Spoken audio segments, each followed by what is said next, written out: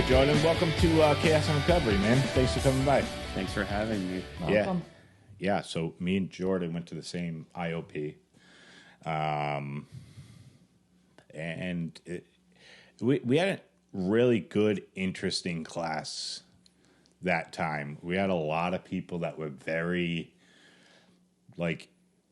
involved in their recovery, I think. Yeah.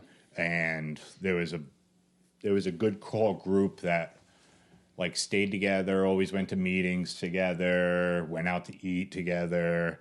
But in the groups, it was always the core group that was always involved, always asking questions to the person that was talking or wanted to be asked the questions and stuff. And you could tell that they were hungry for recovery. And you were definitely fully involved in that. And you definitely brought this almost you said earlier how he's an observer. I see that through and through with him, how he is in groups, almost coming at it like a clinical way.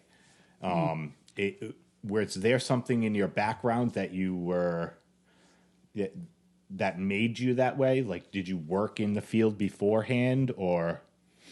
No, I think I did philosophy and psychology as my majors in college. Okay. So I think I did those because that aligned with who I was. As a kid, I remember thinking about does God exist? So I just had that kind of deep thinking, interested in how people think, background. Sure. And then that wasn't my first rodeo in treatment, so I felt I don't know, I was a sponge. Yeah. Because I felt I was in recovery and treatment while I was in college too, studying that stuff, so it felt like it coincided, Okay. Cool. Yeah. Yeah, it made for a lot of great groups, But before we get into some of that stuff, where we're at today, what brought you into recovery? What's kind of the origin story behind Jordan? For me, it was kind of I don't know. I'd never really.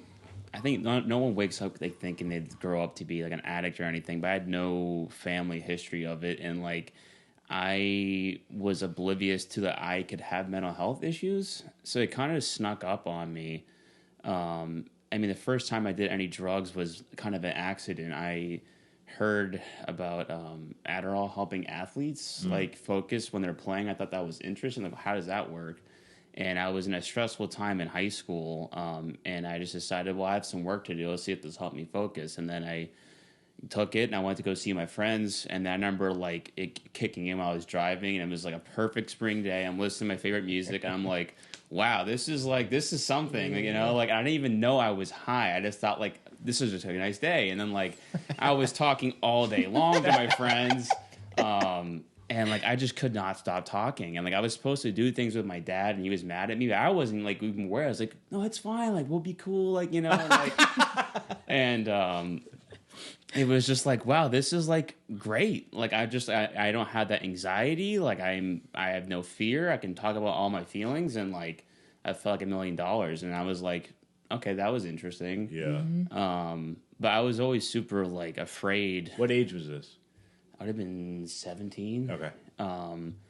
That's important, I guess. And I took it a couple more times, and I wasn't super hard about it at the time. I was afraid of my sisters. I didn't want to get in trouble. I was always scared of getting in trouble, so I didn't want to be a bad kid or anything. Yeah. I didn't even know it was a narcotic. I just thought it was I thought maybe I had ADHD and my symptoms were being alleviated, and that's what it was. So I did that off and on, maybe once a month or so. And then I started smoking pot after my junior year in high school for prom night, and that was fine. Then the second time I did it, it really got me out there, and being the more deep thinking kind of person, it kind of scratched that itch. And I did that off and on my friends every weekend. I didn't own it myself. It was always social. And then we didn't really drink at all. We were always just kind of stoners. And that was fine until about senior year. I got my own, dab pen or whatever, and then I was smoking every day for a week, and then I remember vividly on vacation with my friends and my parents, I woke up and I felt like I was high, but I wasn't. I didn't do any drugs or anything. And like everything felt so foreign. I couldn't recognize myself. I was like, what is going on? And like I know that I was dissociating really bad, like in a real clinical sense. And like that's when the first red flag for addiction came up, because like my whole worldview changed like that. And Did you see it as a red flag then? No, I was too like freaked out. Like, it really freaked me out because like everything just seemed different. Like Sure. I didn't know what to do, what was going on. I didn't feel like I could talk to my parents about it, and I felt like I couldn't even talk. I was so like just disoriented. But when I got home from that trip, I went back to smoking again. I think that moment I was like, that's not like a great sign, but didn't know addiction well enough. Okay. So I smoked off and on. Then I was like having a hard time when I went to college, and I went to go see a therapist. And I think that's what opened the door for that seed to be planted of me having real, anxiety. Oh, I have anxiety. Oh, I have depression. This is a real thing. I took antidepressants. Like, wow, this is crazy. I didn't think I don't know. I felt immune to those kinds of things, I guess. And then, I realized I had to stop smoking. So, we had been casual drinkers every once in a while. It was whatever. But I needed to do something. So I stopped smoking and I just started drinking every day. Like every night I'd go home and like just take from my parents' liquor cabinet, 6, 7 drinks, whatever. Now, what do you mean you had to do something? I just felt like quitting to sobriety was not an option. Okay. I guess in my head it was like I need something to look forward to. I needed like something at the end of the day to hold me there. Even though I didn't love the feeling of being drunk at the time. It was nice, but it wasn't like that, huge thing for me. It got me out of myself. Yeah. In hindsight. So I was doing that, but again, like the total volume wasn't that much. I was taking antidepressants and my tolerance was low. Then I got older and went to a different college where I could have my own stuff, and I would drink all the time. Then I took shrooms the first time, hoping it would cure my mental illness stuff, and it didn't. And then I relapsed on pot on that. And I was smoking again, and I didn't cut down the drinking. I'm just adding the pot back in, and then I'm taking Adderall when I can get it. It's on that way for a couple of years. It just gradually got worse, and I think my life just got worse. Like relationships went to shit, friend groups went to shit, COVID, and it just kept building up. And then about 2022, I was just really up against it, and I needed a lot of Adderall, I think, to get through. And it just wasn't doing the same thing it used to. And I just saw the amount of alcohol I was consuming was just like that much more. Like a handle would just fly by in a couple weeks, which I know to other people in recovery isn't much, but for me at the time it was like, this is going a clear direction. And I was, funnily enough, taking a psych class on Sorry. Fidgety. What was that? No, it's just the chair. It's just like I'm in like a bucket. I don't know why I'm always stuck in this weird freaking chair. Anyways. What was I going to say? Oh, I was in a psychology class, a summer class. It was substance abuse while I was at the peak of it. And it was like, this is awkward. Yeah, like I'm learning this. I'm like, I really can't justify it in my own head anymore. I think my cognitive distance just got so bad. I was like, all right, I got to do something about this. Yeah. So I went to treatment on 4th of July, 2022. How old were you then? I was 22. Okay. Yeah. I went for 17 days inpatient. I had like the time of my life. That gave me like an important seed of hope that like being sober could be fun. Like I had, like you said, a good group of people. When we were in treatment, like that was an amazing group there. I met this old guy and we wrote songs in there together, and I was like, this is amazing. I'd never laughed harder in my life since or before that. Wait, before you keep going, did you tell anybody that you were going into treatment? Yes, I told my mom. I was talking about my therapist, like, this is getting pretty bad. Okay. And she suggested calling Butler Hospital. I called them, and they recommended going to a detox. And I called thought about it, and I was like, I gotta go. Did she have any inkling that you had a problem? She knew that the pot had really messed up my head. Yeah. And that I had an off-on relationship with that. She didn't like that I drank alone and the frequency of my drinking, but I don't know if she would say that I was an alcoholic per se. And my dad, I don't think ever thought that, and still probably doesn't think I'm an alcoholic. Really? Yeah. So I feel like, were you analyzing this entire journey, like introspectively, as like this could be a problem, or like were you analyzing your use the whole time? Because it's the way that you're saying it now. It seems like, you know, you had the responsibility that you took on to get treatment, and you did that. You don't see that so often At 22 years old. you know what I mean? It just sounds like you had a really good grasp on what was happening as it was happening. Is that true? Or can you speak on that a little bit? Or was the dissonance there, you know? No, and it just hit. I think I was always kind of hard on myself to a very big extent, probably from childhood things. Like, I think like I just internalized so much. I made one mistake, I blew it up. So like that combined with like the stuff I was learning about, it just was like a perfect storm for like, I got to get help. You know, like I couldn't tolerate that in myself anymore. And I also think like I'm kind of a wimp. Like I just couldn't keep going on that way. Like, I hear some people like do it for 30 years. I'm like, I don't know how, like, that's hard, and that's hard living. I'm not cut out for that. Yeah. I also think it just like was an escape, like hatch. You know, like I'm going to treatment. Bye. Like, you know, peace. You know, I'm heading out. You know. Yeah. Was it tough telling your mom? No. I mean, it's always a little tough the first time, Yeah. but compared to my dad, no. Like that was easy. It was my dad was a hard conversation. Really? Why? Because, well, typical men don't talk about feelings things. So I just felt uncomfortable talking about it with him.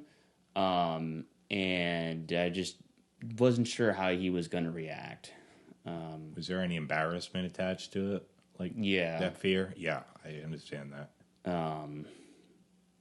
And he's pretty, like, he's the picture definition of like a normal drinker. So, like, taking Adderall or taking LSD, I didn't tell him those things, but, like, I was like, he's going to see me for what I really am, and I could hide that pretty well. Yeah. And I didn't want to confront that. Yeah. Now, going into treatment or making the decision, let's go into treatment, I got to get something figured out here. Were you under the impression that, like, to stay sober, I had to quit all this stuff? Or was it, I need to just take a break? Or was it, I just need to stop drinking? Or I just need to learn how to drink a little less? I think it was, I was thinking it had to be sobriety all around. I think that's a good question. I didn't think I was going to be able to, like, go back to normal drinking, but I didn't really think about the long term. But I guess my gut instinct was, I can't do anything. Okay. Was how I was viewing it. Yeah. Yeah. Okay. Cool. All right. So you're in the rehab. Yeah. Good group. Like, what were the feelings, emotions going through that first rehab? Like at 22 years old, I mean, that's pretty impressive that you even got yourself in that young. You know, most people, I'm in college, like, this is just my college phase type shit. Yeah. You know? Yeah, I think that's what I mean. Like, you know, it's just like I can resonate in that way of where I'm like, constantly analyzing. I minored in psychology, and like I kind of always, with my flaws, I feel very similarly where like I'm constantly checking myself, and like I'll do anything to keep myself afloat, if that makes sense. Or to keep making adjustments. Like to keep making adjustments, you know what I mean? And that doesn't mean that I'm, you know, above like hitting any addiction, whatever negative pattern in my life. But I'm able to like assess it and be like, oh, shit, I gotta handle this Yeah, now see, because this is not the life I want to live. See, like I had so many red flags at 22 and before, and like I didn't do shit. I was like, this is just what I do. Like I love this stuff, you know. Tons of jackpots, arrests, like screwing over family, and still it's like this is I'm not giving this up, you know. And so like I give you a lot of credit, and a lot of people that get sober young or make the decision like I need to change the way I'm living. A lot of credit because I mean it does take a lot of introspective, but also a lot of fucking courage and determination that like, all right, I gotta change my life. Yeah, not simple either at all. Usually takes a pretty broken down place to get there. I think it's interesting you say that. I feel like the introspection for me is a lot of the reason why I use. It's also maybe why I was able to get out, you know, like I think the dialogue in my head is so bad that I gotta go do something to quiet it, but it's also like enough to judge me out of it. So it's like it's impressive. Yeah, like I don't know. I just don't feel like it was even like an effort thing for me. It was just like I couldn't live with myself, you know, and I didn't like choose to be that way. It just seemed like that's how you know. It was like either I also didn't do anything harder than Adderall. So I felt like if I had been exposed to like meth or cocaine, like I could still be running to this day. Like, you know, I think maybe that would have been the progression of things. It stopped working if I had gone harder, and I think absolutely, And so I think that's also luck, you know. So did you go to the rehab while you were in summer classes? Yeah, for college. Okay, so you kind of had to take a break from those classes. Yeah, for a while, actually. They were super lenient. They were psych classes, so if they don't understand addiction, then who would, you know? Yeah. Okay. Yeah, that was no big deal. Yeah. But that would happen again down the road for me. Okay. All right. So walk us through after that first rehab. I went to another, went to an IOP. That's like a sister one to one we went to. Yeah. And that was great. It was like brand new, so it was like 10 people and one therapist. It was a different dynamic. Yeah. It was kind of cool though to feel like you're part of like a new place and there's like a new youthful energy in the place. And I was like skeptical. I thought like, well, you know, this detox was so fun. Is this going to be the same? And it wasn't, but I had a nice therapist who I now work with at the same place now, which is kind of a weird. Oh, wow. But like that was good. I really enjoyed it. I felt like it gave me a lot of help with more life stuff than like, you know, addiction stuff. But, you know, I was in that pink cloud. I did try to do 90-90 and like all that, but I think it was all just like kind of fake, you know. It wasn't reality. I didn't have like, I went to AA, I didn't really talk to anyone. It was just pink cloud stuff, and then real stuff happened. Went back to school, seasonal depression stuff, urges. I don't have any coping skills that really work, and you know, relapse just happens. Yeah. Now, and during that rehab or IOP, were you working on any of the things that brought you to your use? Or were you doing that with your therapist? I like somewhat, but I think it was all superficial stuff. Like if I journal or if I do this meditation or like if I just don't, you know, just don't do it, or you know, like I don't know. I just relied on superficial things like you know, basic like wellness 101 stuff. I thought that would save me. Yeah. And I just wouldn't really want to do it again either. Okay, like the first day I got out, I saw my friends, and then the next day went bowling and they were drinking. I'm like, oh, I'm not tempted, so like this isn't going to be hard, you know. Yeah, I got this. So there was no need to do any work because it didn't feel like it. Right. Sure. And it took failing to realize what I needed to actually do. Yeah. How long have you been sober? It's like 460 days, I think. Cool. Awesome. Yeah. So when did you get deep? When did you go in? When did you? Well, I briefly to sum up what happened. Like I relapsed on weed, and and then I drank too. I'm like, fuck it. Yeah. And then I went back to the next day, and I was like, I put like 2 weeks together, and I was like, well, if I can just pick up for one night and not, it's not like a normal drinker, like that means I can go do it. And I went out for a weekend thinking, all right, I called my rehab, and I was like, all right, guys, like, thanks for everything, I'm good. And they were like, if you're calling us, you probably want to, you probably want to be here still. Like, I was like, no, shut up. And then 3 days later, I took like acid, and I thought I was like dying, and I could keep hearing this like therapist say like, Jordan, this is a deadly disease in my head over and over. And While you were like, tripping? yeah, because I had nice. this terrible stomach ache. And I was like, that's a rough one. yeah. Conscience speaking through you. yeah, it was bad. Yeah. That sounds awful. And it was like the intention was to have like 2 beers and like smoke like 2 days before, and I was like, all right, this isn't great. So I was like extending my stay in treatment. Then I was in college, and I convinced myself like psychedelics were cool, you know, like that's not addictive, I can just do those. And it was my friend's birthday. I'm like, you know what, we're gonna go get some acid. And we couldn't get any, so like I was already on that ledge of needing a high. Yeah. So I was like, just fuck it. And I drank and smoked for about a month. I told my parents like it's fine, like don't worry about it. I had been out of treatment at this point for about a couple months, so I was no treatment, no meetings in college with a bunch of I would call alcoholic drinkers. So I was ripe for failure. And then that ended with me getting Adderall again because, like, I'm not doing anything. It's senior year. I got to graduate. Took Adderall, and it just did nothing. Like, it was all the downsides of, like, uppers with, like, none of the good sides. Yeah. And I reached a point where, like, I was just so tweaked out. I thought, like, I was going to die, but was more concerned. I felt like I was okay with dying. Like, if I died, like, all right, that's it. Huh. And that's what really kind of scared me. So I had to go to treatment again. Same place. I gave AA a better try. In that run, I did 20 months of sobriety, so that's my longest run. Yeah. I learned more about, like, I think I learned a lot more about, like, being honest with myself and appreciating the difficulty of what it was. I think I got humbled.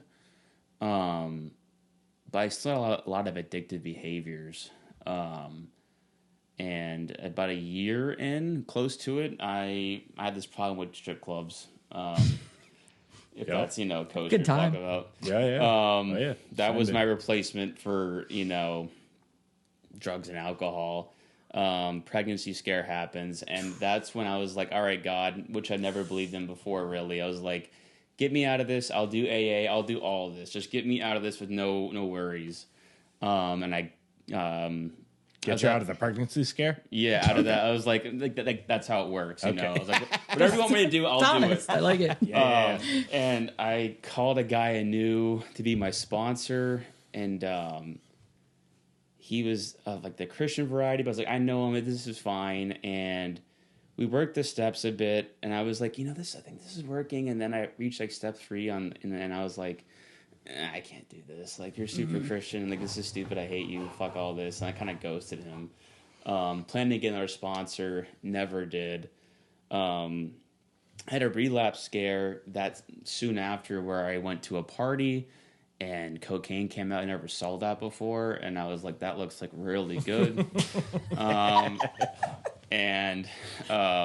like that this story is progressing, though. I'm not going to lie. Yeah. I was like, wow. Solid. I thought you were gonna end it. Yeah, and then I didn't relapse, but I kept going out like to parties and stuff, and like just sitting there like I hate you and I want to drink. Yeah.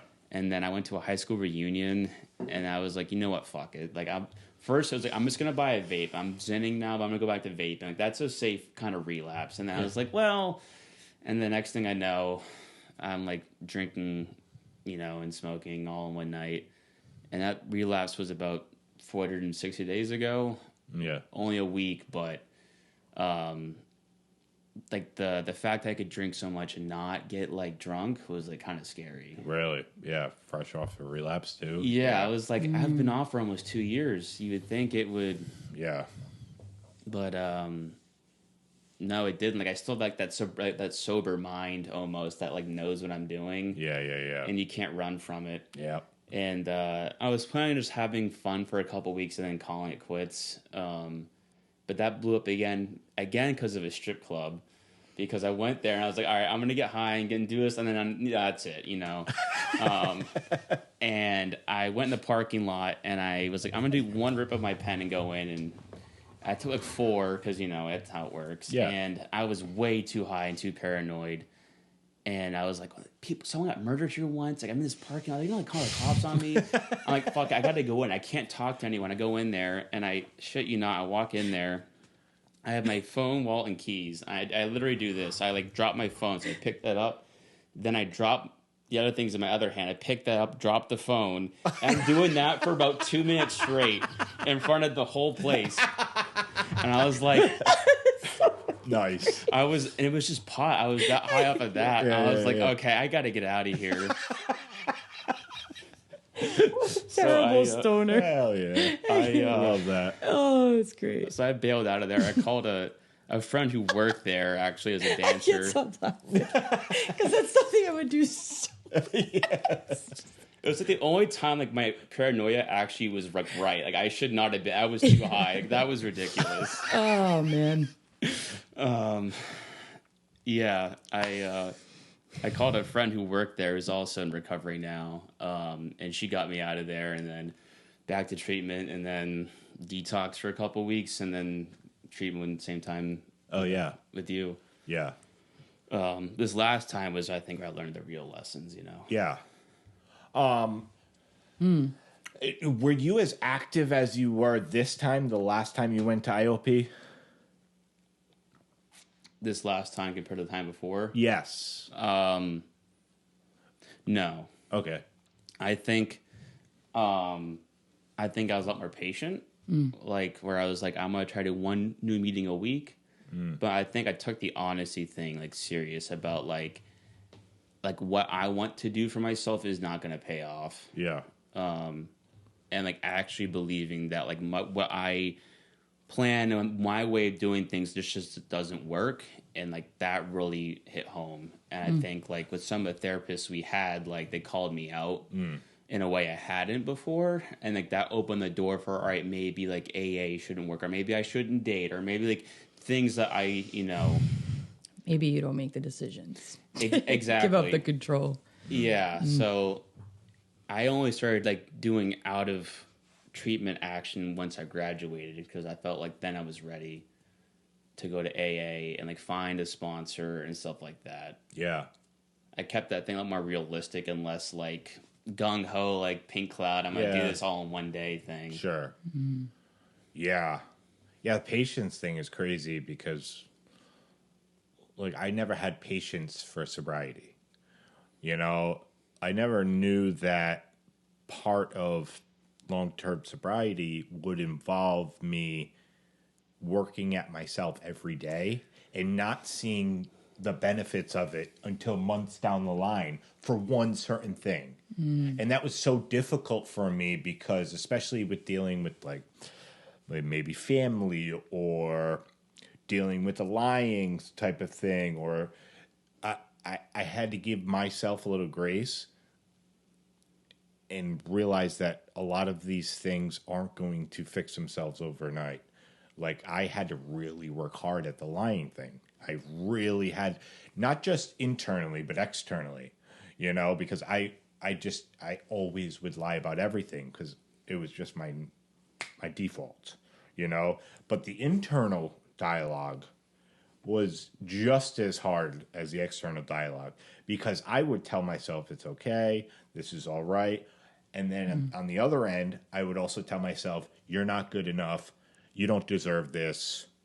Blah, blah, blah. And then I would also tell myself, you're the best. Nobody deserves you. You're smarter than everybody in the room. So all these fucking dialogues Constant going battle. on at once, lying to myself all the time from 5 different directions. It's fucking exhausting. I think that's like bigger part of the human experience than we talk about. Yeah. Like, Yeah, I guess. how do you find you simplify that now? I'm just in your internal dialogue? That's the best word. I'm simple now. So is the verbiage in your internal don't- dialogue? It's simple. I think one, confidence to the point of like, okay, I am doing the right thing today in all facets of my life. I don't have to tell myself you're not good enough. I don't have to tell myself you're the best. I just know that I'm simple. I'm not hurting anybody, and I'm just trying to do the next right thing. And like finding that fucking little medium quiets all these fucking other voices. Or if they do pop up, it's just like, you're an idiot. Shut up. And just keep going. Yeah, you can identify it easier. I'm not sitting talking to myself about it. You know what do you get what I'm saying? Is it like, for you, is it like changing how you acted, and that helped quiet your mind because you're living right, and then it quiets that? Or, well, I think, like, how does that start? I think my ego was so, my ego was so bad. Like there's a saying in the big book, it says people that are egomaniacs with inferiority complexes. And like that was me to a T. Yep. I can walk into a room, I'm better than everybody in this room, I'm smarter than everybody in this room, I'm better looking than everybody in this room, but nobody likes me, and I'm not good enough to go talk to them, and I'm afraid of what they're going to say to me. Which is why the ego grows, because it's protecting you, right? That's what the ego is, the defense mechanism from I'm not good enough. And like that's it at the core, I think. Like, and I always held that dialogue when I was a young kid. You know, I'm not going to get the girls I want. I'm not going to get the friends that I want. You know, I'm not going to satisfy or get the validation that I want and need, even though I'm receiving validation and love and so like. It was never like what I wanted. I always wanted something more and something more and something more. And then when I didn't get it, I was down on myself. And it was like this battle back and forth. But like back to the ego thing, like for me, it was patience mixed with confidence. It was doing the action things and doing the next right step. Like the biggest thing for me was like, every decision that I made in early recovery, my sponsor made for me. And like some hard ass decisions. Like a month and a half sober, I was living at Mariah's house, my daughter's mother. And he was like, you got to get out of there. Like, you guys are just too toxic right now. You got to go back to a sober house. And I was like, I fucking don't want to go back to a sober house. But like, he's right. I also don't want to leave my daughter. But like, he's right. And I had to make the decision. Am I going to make the next right step? Or am I going to fall into the same dialogue that tells me, no, it's okay if you just stay there. Everything's going to work out. Even though it hasn't been working out for the last 5 years between you two, back and forth. You know, and I made that step. And I proved to myself that I'm willing and able to listen to another human being to move forward in life. When before, my ego said, I don't have to listen to nobody. Right? And then patience when you went. And then the patience, started. It's like, all right, I'm actually in this. I'm ready to go. And like, thankfully I did move out then, because we wouldn't have the relationship we do today if I didn't then. We probably wouldn't even be talking with each other, and we'd have joint custody. You know, today we're back living together. And I'm back living with my daughter, and like we go to couples counseling, and like all these things. But it took over a year of me being sober and doing the next right thing, and constantly going to the meetings and stuff. And it's like, I don't have an inkling of the ego that I had a year and a half ago, and the action, I think, was huge for me. Yeah. Do you resonate with the egomaniac, with the inferiority complex? 100%. Yeah. Like, my process was the opposite, because I remember a specific group that we were in together that changed my life since then. where I was when I came into treatment this last time. I was convinced, like, all right, I understand the drinking, like that stuff. I have other I think there's some other mental illness going on that I want help with too. And my therapist trying to figure it out. And in hindsight, I think she was full of crap. To be honest, she suggested borderline personality disorder, or autism. And I was like, I took that to heart for some reason. I was like, wow, I'm really like, this is crazy. And I described that exact thing of like I'm better than all of you and you don't like me, like that exact thing. I shared about it, and I was like feeling like a complete piece of shit. And then you said, I think that's just like normal alcoholics. Like it says it in the big book. And I was like, no, fuck you. Like I'm special. You know what I'm saying? I have like a specific thing. You don't have that. We beefed one time. I was heated, but everyone was like that group, like with the therapist and you, everyone like it felt like I was ganged up on, and I was like, I felt like defeated, like a child, and then in that like pain and like sitting in that like I don't have a defense, like I just feel so bottom, and like that's when my ego, and the willingness to, I don't know, rearrange how my ego is almost. Yeah. Or at least to see it, to grasp what it actually is. And then I could do the action after. Yeah. I guess the perception of everything had to change for my ego to drop. Like because I've had those moments in groups. Like that was my 7th time there. Okay. And so when I first started going there, I was in groups and I'd have people comment on what I'm saying and call me out on my bullshit. And I'd be like, you don't fucking know me. You don't know who I am, my background, blah, blah, blah, blah, what I've been through.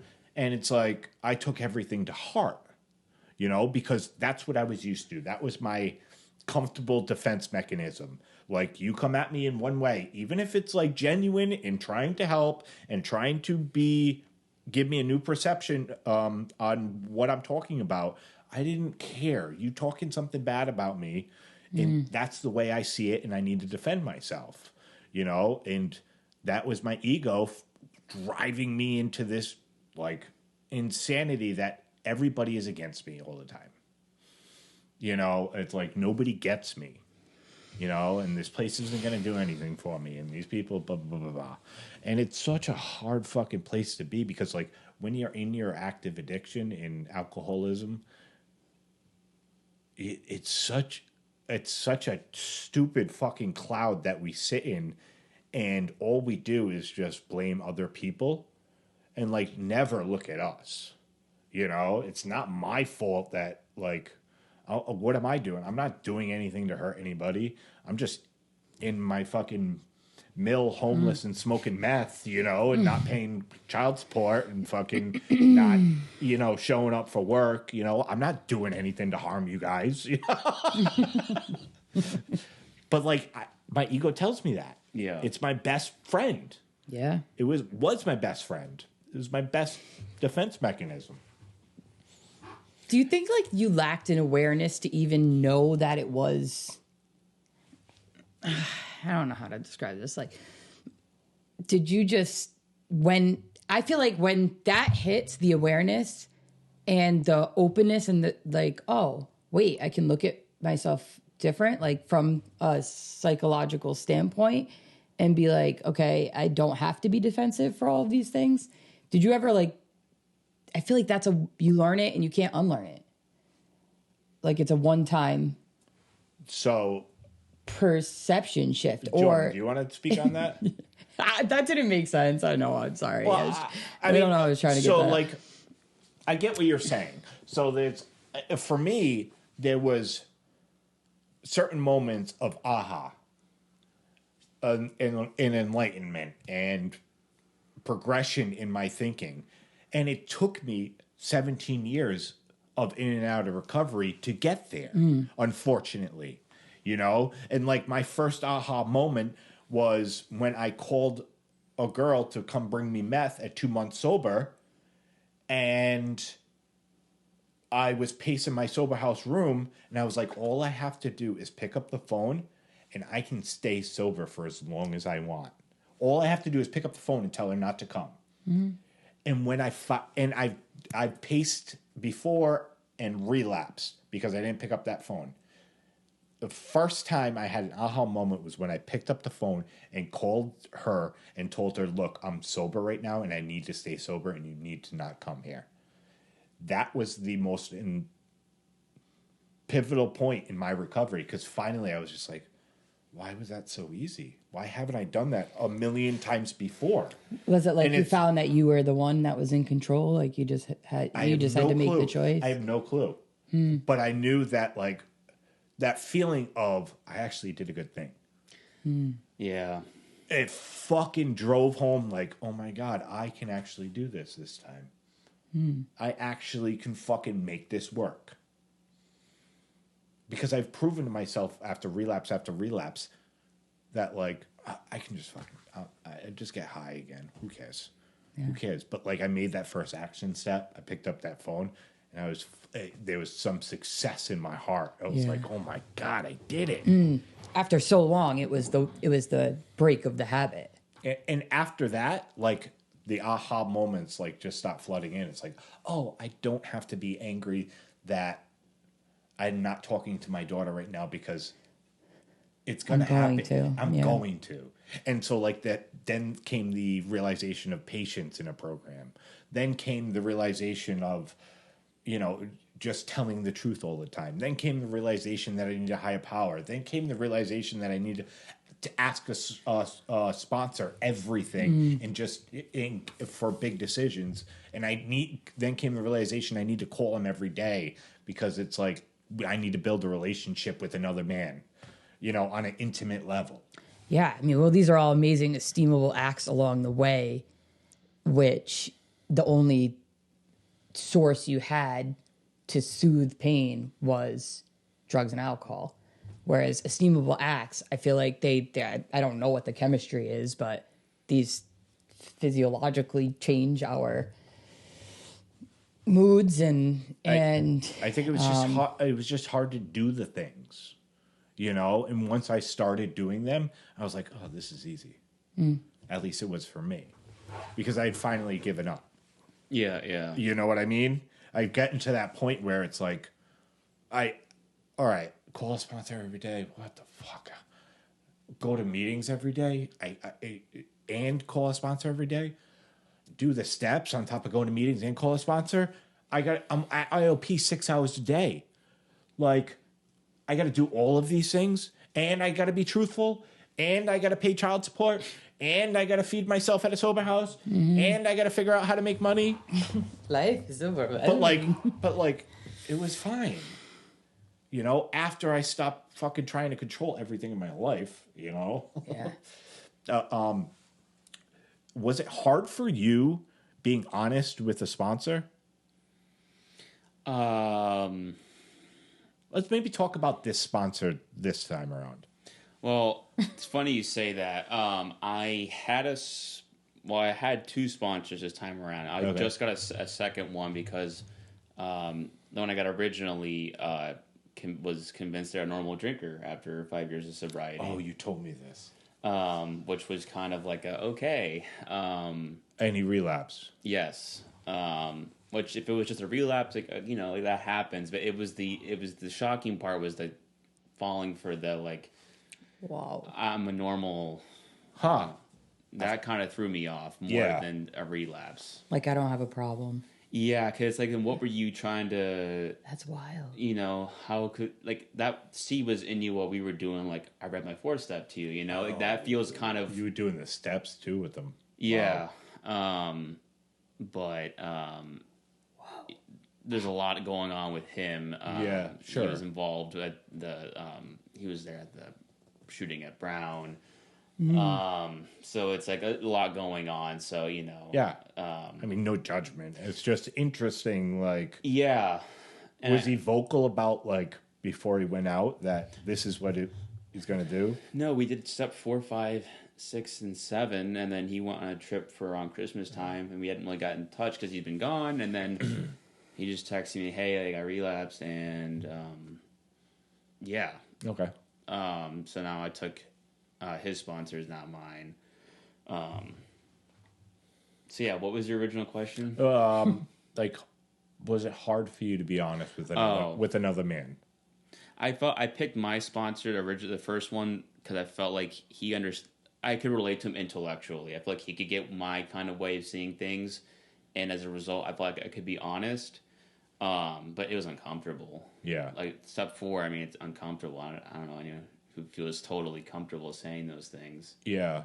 But I think I was generally completely honest with him. Yeah.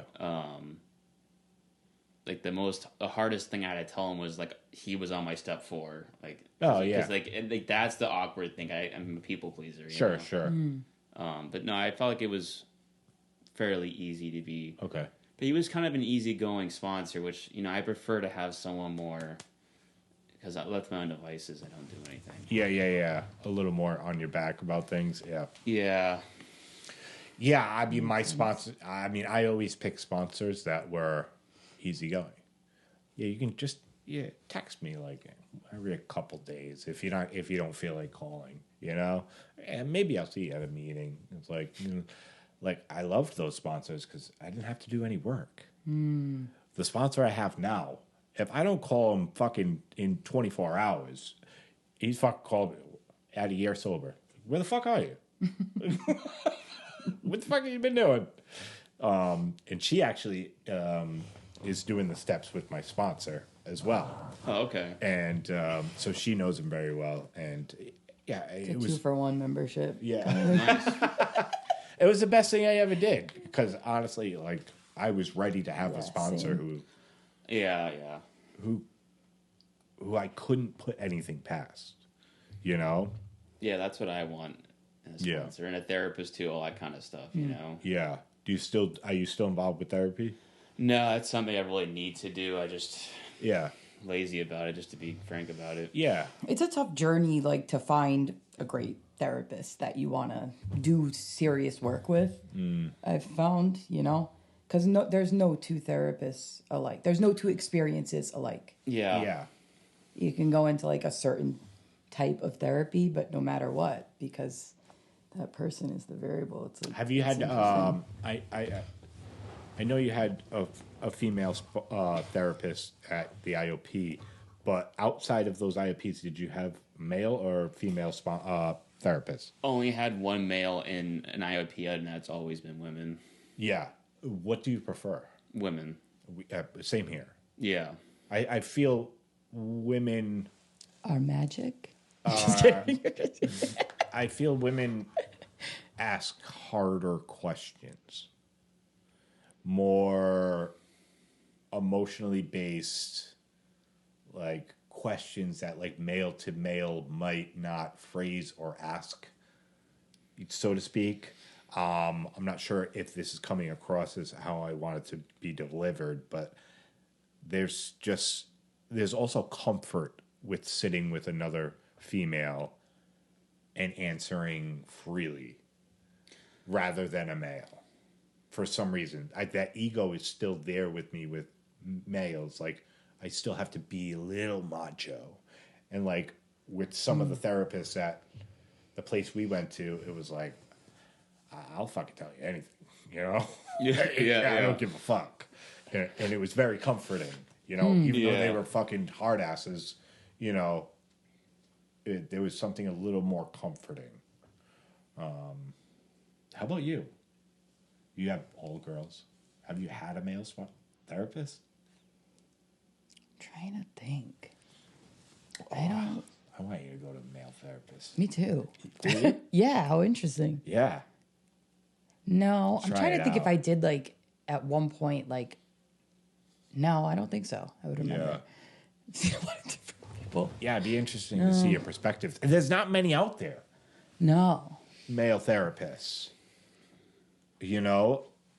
Like I was looking on I feel like it's much more clinical, or like that's just the picture I'm painting in my head. what? Like seeing a man in like a leather chaise lounge, and he's much more like writing on his back. And he's like, Fucking stereotypically. yes. Schizophrenia. With the white notepad. Schizophrenia. It's just like, like, I don't know. Like it, yeah. I remember a few times I look on Psychology Today, and it's probably like 1 out of 20 males. Yeah. I think I did do one through like BetterHelp or something Yeah. remotely with a guy, and it was very like, yeah.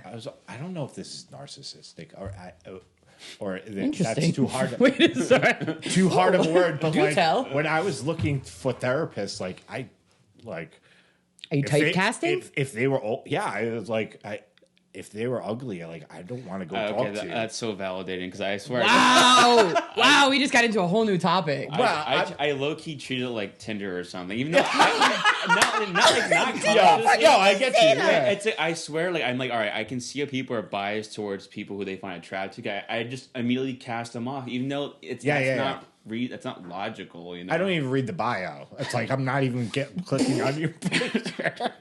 Yeah, I guess it's I'm just like everybody typecasts in one way or another. Yeah. sure.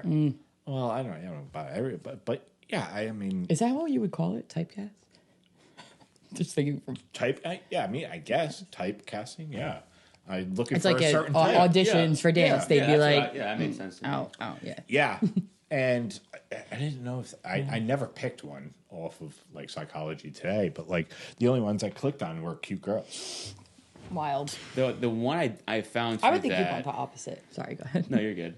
The one I found through that was not a woman I would like be attracted to. Yeah. But I didn't.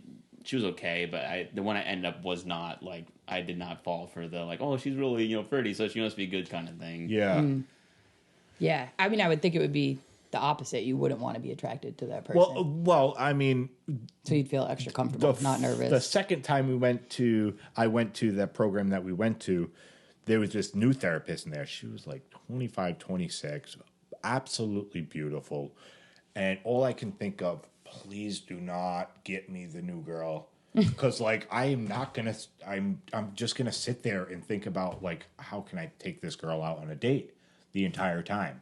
That's all I'm gonna think about. And I swear to God, another hour later she comes in, Steven. Yeah, of course. And Manifested I'm that shit. sitting there within 3 minutes. I felt so like at ease. She was such like an older soul, so comforting, and like, and like all of my premonitions of how I would react to the situation were instantly flown out the window. She was so fucking good, so great to talk to. It was like I was sitting down with like a grandmother type, like comforting presence by her.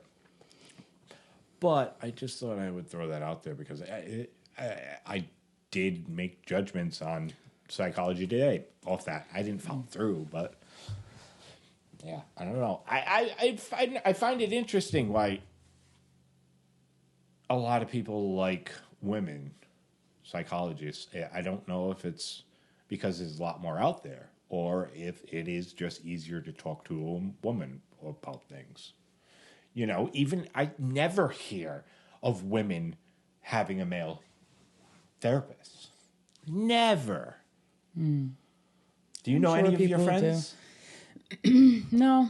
Yeah. It's funny for me. It's actually the women I do know who are in therapy have men actually. Really? Yeah, a couple of them. It's Yeah. funny you say it. In general, I know what you're saying, but like the friends I have who are women like tend to have men ones. And like I know male therapists and they're fucking amazing. Don't get me wrong. I think it's just there's few and far between. Yeah. They're out there, for sure. So I also wanted to talk about Jordan celebrated a year. I think it was 2 months before me or something like that. It's close, yeah. It was close. It was when I was the secretary of our group or speaker seeker or whatever it was. And it was really cool because he was celebrating and then our friend Bobby was celebrating as well. And the three of us went to that IOP together. Cool. And it was really cool. The three of us were up there. But they both just shared their story. And I raised my hand afterwards when the meeting was open. And I talked about it, how I thought it was very cool that all three of us are up there because I have such an admiration for people that hit their year. It's like something that I've been dying to get for a lot of years, but I also said it was two people that I hated. I was hoping you put the part in there. Up there. Okay. It was Get two into it. well, this goes back to the ego thing. In groups, these two were two of the people that were most vocal in groups. Yeah. Always chipping in, always There's only room for one of those. always Room. asking You're saying, I exactly. understand. Don't take my fucking sunshine away from Yeah. me, type of thing. You know, I'm doing good here. That's why I'm here. I know. It's my show. It's like I've been here 5 times. I mean, these all fucking people know me. It's like, who the fuck are these guys? Type of thing. It's such an ego mentality about it. And that was, that was my perception for a couple of weeks when I first met them. But like over time, and over a time with me figuring out my ego, I had a lot more respect for, one, everybody that was in that program doing their thing.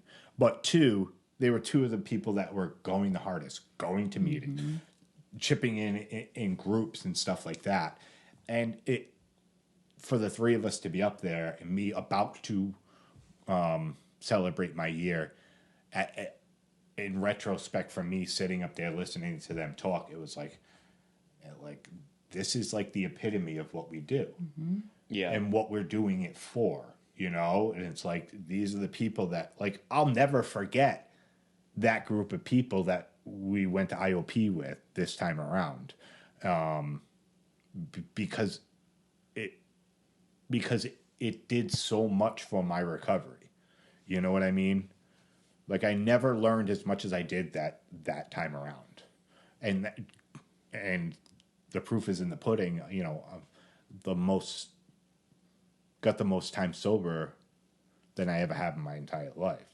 Yeah. Since I picked up a joint when I was 14 years old, Is that whole crew still like So there's like solid, or do you see a lot of people like dropping out? Is it? there's like 8, 9, 10 of us that like all hit a year Cool. and That's are pretty fucking and cool. are still sober. Wow. And that's really statistically unlikely. Huge. That's what I'm saying. 'Cause I'm Yeah. like, I still see a lot. It's very impressive. Like, and I think almost now that Jordan's been on, I mean, you're probably the 7th or 8th that is still sober from our friend group from the IOP, and it's amazing, But like, just we were messaging afterwards, and he was like, I don't know, I don't want to paraphrase, but he was like, "Yeah, I hated you too," and it was like, Cool. We both held that. That's fucking growth. Well, for sure. That's No, growth. that's why I thought it was cool that like you said that we were all up there and like I don't know, the hating and the ego thing. I was like, that's why I relate so much to those exact things. I was like, Yeah. I could see it in you, which helped me see it in myself. Yeah. And that's what made it pretty cool. Yeah, absolutely, and that's why group therapy with people that you've been with for like months, it was so fucking fun. Like, I love it. I loved going. cool. Like, I would sneak in like months after I was out of there and like sneak into. I don't want to say the counselors' names, but like I was sneaking into their classes and shit and fucking. Let me just get one more hour in, with these newbies. That's so cool. That's yeah, it was great. fun. That's great. But like, yeah, it was, because then you had a couple months in, you could call each other out on your bullshit. It wasn't like, all right, can I dance around it? I don't have to walk on eggshells anymore. It's like, nah, I'm just gonna call you out on your bullshit. And then you have the newcomers come in. It's like you want to be helpful to them, and it's just like meetings. It's like the benefit of helping each other, you get back tenfold. Which, being a selfish addict, it's tough to see that like in recovery, until you start doing it. It's so cool. It's like the complete polar opposite. I mean, and like, let's say normies don't usually have a community in their daily life. Yeah. Where you're working on self and growing to be better and more positive. Like normal people walking around don't have that. So you're going from like, some pretty rough, low places and getting to experience that. And I think that's one of the biggest things for us is community in any capacity for our mental health. You know, we have to get the fuck outside of ourselves. And for a greater good, like, oh, we're really building each other up. And yeah, and it's amazing. And it's fucking, and it's free. You know, it's like we get a community that, you know, we don't have to pay for our therapy. You know, we have sponsors and yeah, it's there for the taking if you want it. You know, especially like the steps too. Like I think every human on the face of this earth could benefit from doing the steps. Yeah. You know, our biggest enemy, I think, in life is our past resentments. It tells us how we dictate our normal day-to-day life, who we talk to, how we talk to them, what relationships are going to go good or bad, all based on every relationship that we've had in the past. And if we're holding on to all these resentments for all these past relationships, all these past traumas, all these past places that we have this ideology about, and bringing them to today's new relationships, today's new scenarios, we're always going to act up in that past and bring it to this future. And it's, I never knew I needed to do so much work to be finally like okay in life emotionally. Yeah. Healing is cool, kids. It is. Hey, what do you got over there? I'm gonna do a would you rather at some point. So We'll do it now. Okay. Let's hear it. Would you rather? Oh, give me 1 second. I lost the scroll. Would you rather have a permanent clown horn sound every time you sat down, or dramatic WWE entrance music every time you entered a room? Oh my God. I think it's a WWE. Yeah, solid. It happens less, like walking in a room less than sitting down, I feel like, too. It's also, I think that's kind of epic in a way. Like, I don't know. Feel that. Okay, wait. Would you rather fight one goose the size of a horse? I'm not fucking answering either. Oh, yeah, okay. I thought it was... What was your answer? Oh. Let's see. Definitely. Entrance music. Yeah. Yeah. Yeah. Okay, what Solid. would your entrance music be then? It's WWE. Yeah, I know, but the WWE is... Yeah, but I'm saying, like, that's a vibe. It's not going to be folk music. You know what I'm saying? It's like I don't know. It's an energy, I think. But some people have R&B and rap, and some people have rock, and some people have metal. Yeah, all right. And, all you right. know? Yeah, all right, I guess. I guess it just feels hype to me when I think about a WWE entrance. What would your song be? God, I don't even know. Ooh.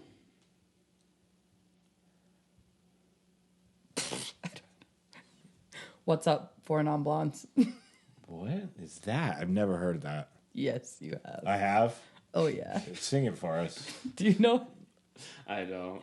Is it a rap song? No. Come on. No, I never heard it. Mine would have to be like a Queen or a... No?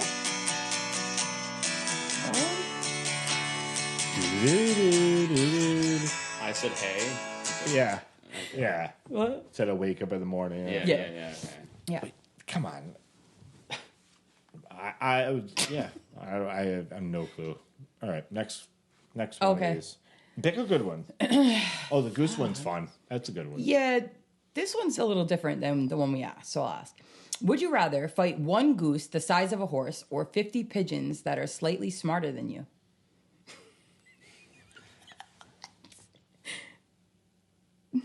One goose the size of a Horse. horse?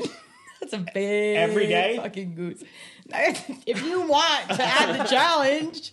Oh yeah, the last time it was. It doesn't say every day. Okay, all right. That was smarter than you. 50 pigeons. Oh, okay. I think the goose, I don't know, 50 pigeons smarter than me? I don't know, that's a lot of pigeons. It's a lot of pigeons. They can fly, I can't, or smarter What than is me. smarter than, yeah.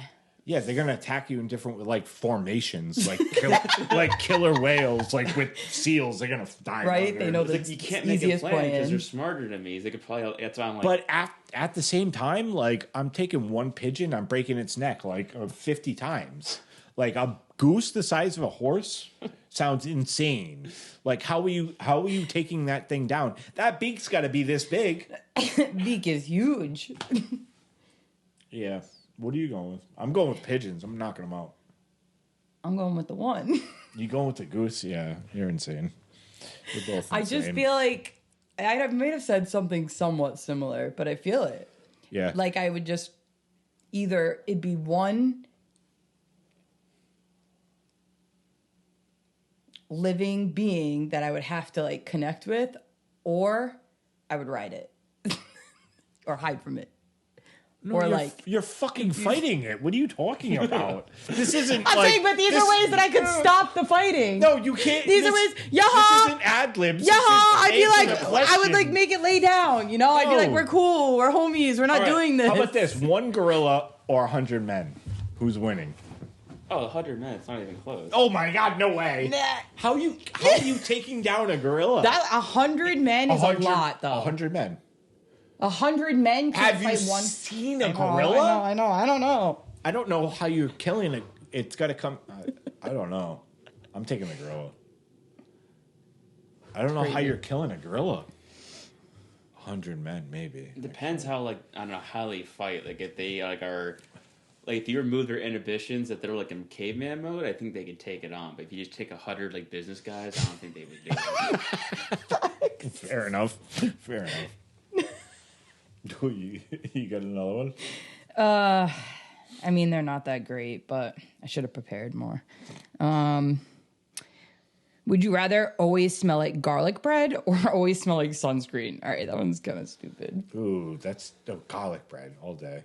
You'd rather smell like garlic bread? 100%. I'll take sunscreen. I'll take sunscreen all I fucking associate day. it with like a beach Bro, or something. I don't know. Yeah, it smells so good. Like Yeah, a I like it. coconut. Like, Oh, but no coconut. what do you mean? You're saying you want to smell like crusty garlic all day? You know how good garlic bread smells? You're right. It does. You're right. I understand. It never. I just think the word it would crusty get- isn't in there. It just says garlic bread. Garlic bread is crusty. Fucking, you're always like adding stuff. You smell like 2-week-old garlic bread. It's like, no, it's just regular garlic bread, fresh out the Steve, oven. good question for you. Would you rather only be able to whisper or only be able to shout?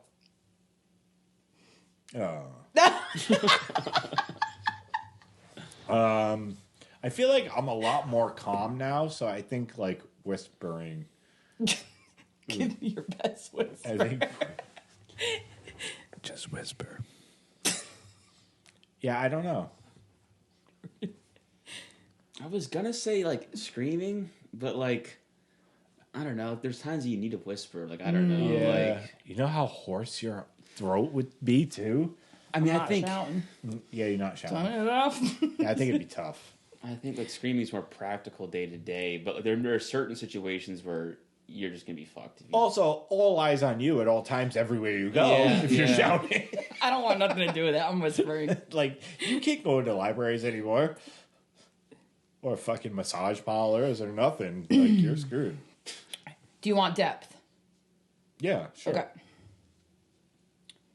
Would you rather find out who your real friends are the hard way or never know and keep the illusion? Oh, that's easy. I'll let Jordan go first. I think the hard way. I 100%. Yeah, I agree.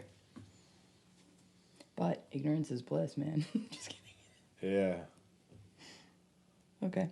Would you rather forgive someone who never apologized or be forgiven for something you deeply regret? say it one more time, please. Would you rather forgive someone who never apologized or be forgiven for something that you deeply regret? Be forgiven. Yeah. I think the other way around, like I can forgive people. Like I don't need for them to say sorry for me to forgive them. Like you can control that. Yes, absolutely, yeah. I can't control what somebody else thinks through my action. Yeah. And I think that weighs on me. Some of those things that I've done in the past, weighs on me. It's still today, of course, how they think of me through those actions. And, like, I can't go to them and be like, yeah, some people I'll never see again, you know, and they'll always have that. Here I go again with my ego. They're always thinking of me, blah, blah, blah, blah. But, like, you know, that frame of mind is already gone. Like, they already think one way of me, and that's it. Yeah, that's relevant for me because I just lost a friend of mine yesterday, actually. Oh, really? Sorry. From college. And he was on my amends list. I'm writing my list for step 8, and I was intending on doing that. Oh, no way. Died at 25 years old. Jesus. Wow. So it's like, yeah. That's tough, man. Yeah. Go to his grave. Yeah. But it's like, it was like, as of 2 days ago, Yeah. Wow. Yeah, that's heavy. How'd he pass, do you know? Just like a random heart thing. Oh, my God. Too young. Too young. Yeah, it's terrible. Damn. All right, More? you doing another one? Yeah, do one more. One more. And we'll wrap it up. Would you rather your biggest failure be public or your biggest breakthrough be quiet?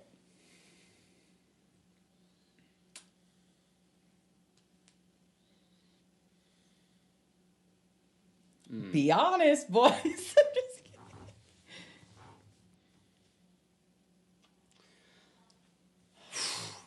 I think my biggest failure is already public. Like, I think through this podcast, I mean, I shared some pretty fucked up shit on here that I've done in my past. And I think I'm not worried about the perception of me anymore because I am okay with who I am right now and the steps I'm taking to be a better person, a better father, a better family member, a better husband. So what was the second question? I mean, the second half of it? Your biggest breakthrough being private. Yeah, I'm fine with that. I think That's a level of mastery, I think, that also I don't I'd want to attain for sure. I don't know. I want people to know I'm like awesome too. So Yeah, well, that's Yeah. natural, So, like, but that's just Like, if you make art, I feel like you want it to be... Yeah. Like, he can still... I believe me, a great thing, but, like, if it's not shared, it doesn't have that same... Banksy. Yeah. Banksy. You know who Banksy is? So it's like one of the biggest street artists. Some of his work goes for like millions of dollars. Nobody knows who he is. And so, like, in every time he does a piece, he does it on the side of a building, and they'll fucking chisel out the side of the building and put it in a museum or a private collector will buy it, and nobody knows who he is. And he wants to keep it that way. solid. Yeah, You don't know who Banksy is yet? No, I guess not. And they have like museum exhibits, and he'll put all this stuff in there, but like nobody knows who he is. It's Interesting. Yeah. So like Yeah, that's a there's form. documentary, right? What? There's a documentary. Wow. So yeah, wicked good documentary. Exit through the gift shop. It's a documentary not just about Banksy. It becomes hip-hop about culture Banksy a little bit. yeah. It's about the street art culture, and it's an amazing documentary. Check it out. Right. But anyways, what's your answer? Biggest failure being public. Yeah. Yeah. I feel like I shared close to my biggest failure already Sure. on here, so like, Yeah, I feel like, right. I don't know. Like you said, like I don't really care. Yeah. You know? Yeah. How about you? Yeah, same. What's your biggest failure then? If you want to make it public, That's well, you fine. know. Yeah, send it. We don't have to go there. Oh, fuck. We don't have to go there. You're not ready. Wow. Do you have one? It's hard to coin the biggest. Yeah. I mean, I think there's failures that I've had to work through for sure. Yeah. Yeah, I mean, I don't have one that particularly comes up. You put me on the fucking spot. Yeah. Cool. So, Jordan, how is recovery today for you? Losing my shit, probably. Sorry, go ahead. Like losing it, like blackout, Sure. like Yeah, okay. rage. Yeah, it makes sense. Yeah. For me, it's kind of weird. Like I did like step 4, 5, 6, 7, expecting some sort of big thing, and it's been like low key. I don't know. I'm like in between sponsors. Like I'm fine, but I don't know. Yeah. I think the next I'm plateaued, and then I have to hit the next thing, and then you know what I mean. Like, Yeah. Okay. Cool, man. Do you have a girlfriend or anything? Nope. No. Are you looking? Yep. Yeah. You on the apps? I am, You unfortunately. on You are? psychology Yeah. today? Which ones? I'm on 3 of them right now. You're on 3 of them? Which one do you like the best? Hinge. You like Hinge the best? Yeah. Yeah. That's cool. Yeah. I like being able to see who likes me. Oh, yeah. Is it tough on there? It's awful. I don't. Yeah. I think both genders are really thrown off by it. Yeah. Is it tough to meet up with somebody? Yeah, I think people are really picky about devoting actual time to meet in person because there's so many options. If you're not immediately gratifying to me, I'm putting you to the bottom of the rotation. Yeah. Or whatever, Yeah. I'm not witty. I'm not gonna make some stupid one liner. Have you tried? Have you thought about trying any speed dating? Someone at work recommended that to me. I was Yeah. maybe. Yeah. I don't know. Seems like how would you 26? 25. 25. Seems like an older person thing. Like in your 40s, like speed dating. I think that way. Yeah. Yeah. It seems like a lot of that stuff pops up. Yeah. Like in Providence, Eventbrite, and Oh, I see it all the time on Facebook events and stuff, speed dating and stuff like that. I'll send it to you next time I see it. Perfect. Would you be afraid to do speed dating? I'm not to the point where I wouldn't do it, but I would probably be anxious doing it. Yeah. for I, sure. I would just think about I would be so much better at this if I had some drinks. Yeah, I agree. I'm not looking forward to dating. Yeah. Nope. Yeah. I'm a people pleaser. I match people's vibes. I don't assert my own thing. So I need okay. time to match what you're doing. Yeah, which yeah, isn't yeah. really healthy in the long run, but that's how I get by. Yeah. How much time do you have per person? Speed, Is it so like I a was- couple minutes? I would think Imagine. five. 5 Yeah. minutes? 10 Oh, I don't minutes. even know. That shit shouldn't be even. I don't know. I don't know because I It's just remember tough. seeing it in shows or Yeah. in movies where it's there's The buzzer and there's the- 20 people, and if you're gonna see all 20 people, it's got to be at least 3 or 4 I think minutes. that what they do is They pre-screen because I you. saw this on a show. Oh yeah, they- sure. You saw it on a show. Fucking That get- sounded fucking crazy. No, it was. I couldn't think of the name. Love on the Spectrum. Oh. And they do it. Oh no, And they did speed dating, Yeah. but Love on the Spectrum style. Were they all It's on the just- spectrum? It's just speed dating, but there was Yeah. autistic people dated too. Oh, So, no, you they had. weren't all on the spectrum. No, Oh, they weren't all on the spectrum. no. Oh, And so they got funneled in. just get this out. Just this sounds like a great episode. I would love to see this. You've one. ever seen Love on the Spectrum? I've seen them. I've seen it a few times. It's great. Have you seen it? It's great. No. Talk Oh, about no? they I've know heard how to about it. date. It's They're pretty like- impressive. It's impressive. They're It's just fucking- blunt and honest the whole time. Yeah, so special. Like Yeah. what it should be. Yeah. Right. They're Okay. like, oh yeah, this ain't gonna work. Like, what do you mean? Yeah. We don't do the same shit. No, gotta go. Like, Yeah. it's simple. So they did. It was, I don't know how long it was, but you go through it. So I think it's faster, and then you write down your list of yes or no, and then I don't know if you do tiers or if you connect with them. Oh, after so these if certain- I you don't know. both wrote on the Exactly. final list. Exactly. You have to both choose to. Yeah. What if nobody chooses you? It's tough- it's It's a gotta bad, it's a happen every sad time I it's a feel sad episode. Yeah. It's a tough day. Yeah. That must suck.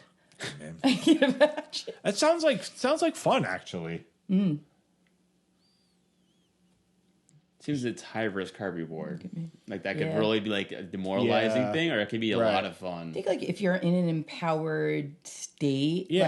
like, Yeah, you know, exactly. it'd have to be like a It just, this is going to be a casual fun experience. pop up thing. Fuck I'd it. be like, you know what? Fuck it, let's go. But if you're Yeah. going It's like in, when I go out to dinner by myself, I'm like, you know what? I'm just going out to Yeah, dinner yeah, tonight. yeah. I don't give a fuck. And it's like this empowered state where you're Yeah. able to like be confident in the world like that, you know? Yeah. But like this stuff is nerve wracking, you know? Talking to fucking people. We're not Yeah. society's not so great at it now anyways, you know? So Yeah. yeah, dating and then being honest, you know? Like, oh actually that was a really nice time, but I'm not gonna move forward. Yeah. Not wasting people's time. Yeah. Cool. Interesting scene. Yeah.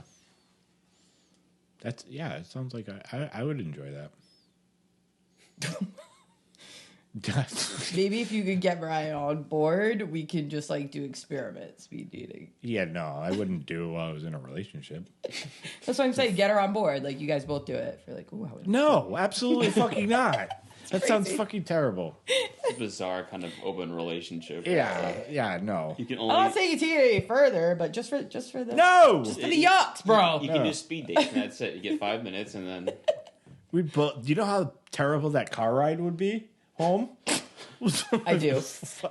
Been there. Always, you're not even No, talking to I the know. other person. You're just staring at your girl. Like, just what is she talking to? Who's she talking to over there? It's like you're not even paying attention to The utmost triggering the experience. 6-year-old in front of you or whatever.